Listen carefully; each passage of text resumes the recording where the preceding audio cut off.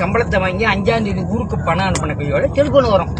என்ன செய்தி, நல்லா இருக்கீங்களா, சௌரியமா இருக்கீங்களா, உடம்ப பாத்துக்குங்க, அங்க வெயில அலையாதீங்க, ஏன்னா உடம்பு தான் முக்கியம், உங்களை நம்பி குடும்பம்லாம் ஓடிக்கிட்டு இருக்கு. இந்த 1ஆம் தேதி 5ஆம் தேதி வர செய்தி. சரி, 5ஆம் தேதி முடியும் போது 10ஆம் தேதி அடிக்கும் போது, ஹலோ என்னம்மா நல்லா இருக்கேம்மா, இப்ப கொள்ளையில கொஞ்சம் வேலையா இருக்கிறேன், 1/2 மணி நேரம் அடிக்கிறேன். அது 10ஆம் தேதி. 15ஆம் தேதி அடிக்கும் போது வாசல்ல மீன் வாங்கிட்டு இருக்கேன்.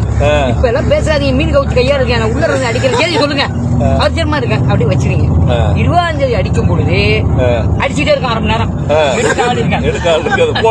ஆமா, ஒரு 10 திரும்ப எடுக்கும் பொழுது நின்று போயிடும்.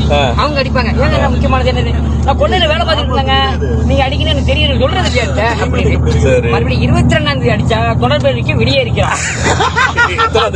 22ஆம் தேதி பிற்பாடு 25ஆம் தேதி வந்த கையோடைய நீங்க அடிக்க வேண்டியது டெலிபோன் ஊர்ல இருந்து வரும். காலை சாயங்காலம் மதியானம் நைட்டு 1 மணிக்கு என்ன செய்றீங்க, நல்லா இருக்கீங்களா, சம்பளம் முதலாளி எப்படி இருக்காரு, சம்பளம் கொடுத்தாரா கொடுக்கலையா, இந்த பேச்சு ஓடும். 30ஆம் தேதி வரைக்கும் உங்களுக்கு பைத்தியம் முடிஞ்ச மாதிரி இருந்துட்டு 1ஆம் தேதி 5ஆம் தேதி சம்பளம் வைத்து ஊருக்கு அனுப்புவீங்க. இதுதான் ஓடிட்டு இருக்கு.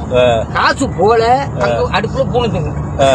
இதான் ஒரு யோசனை பண்ணுங்க. நகை அடமானம் வச்சிருக்கிறேன், அந்த கடை இருக்கு, இந்த கடை இருக்கு, இதை அடைக்கிறது காட்டி 2 வருஷம் முடிஞ்சு போகும் லைஃப் கால். இதான் கோயித்து வாழ்க்கை. கோயித்து வாழ்க்கை.